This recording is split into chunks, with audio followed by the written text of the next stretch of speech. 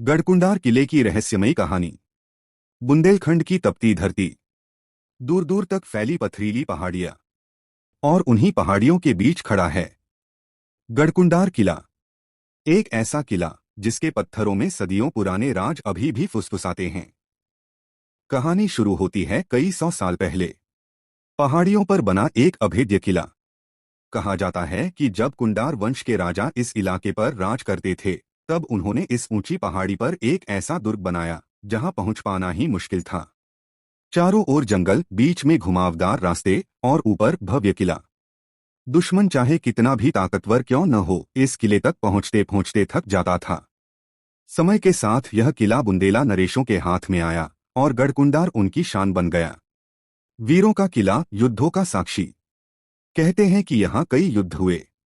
पत्थर की दीवारें आज भी तलवारों की चोटें समेटे खड़ी हैं। दुश्मनों के कदमों की हलचल से यह किला कई बार कांप चुका है, लेकिन गिरा कभी नहीं। राजपूत वीरों की टोह, घोड़ों की टाप और सेनाओं के हुंकार, उनकी गूंज आज भी किले की हवाओं में महसूस होती है। रहस्यमयी सुरंगें और बंद तहखाने। गढ़कुंडार सिर्फ एक किला नहीं, एक पहेली है।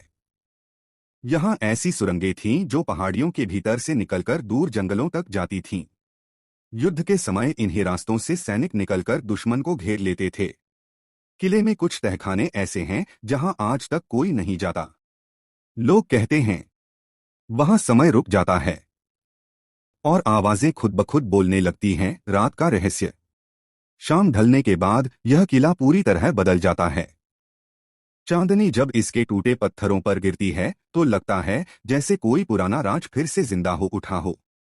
स्थानीय लोग दावा करते हैं कि रात में कभी कभी यहाँ कदमों की आवाज, ढोलनगाड़ों की गूंज और तलवारों की हल्की सी टकराहट सुनाई देती है।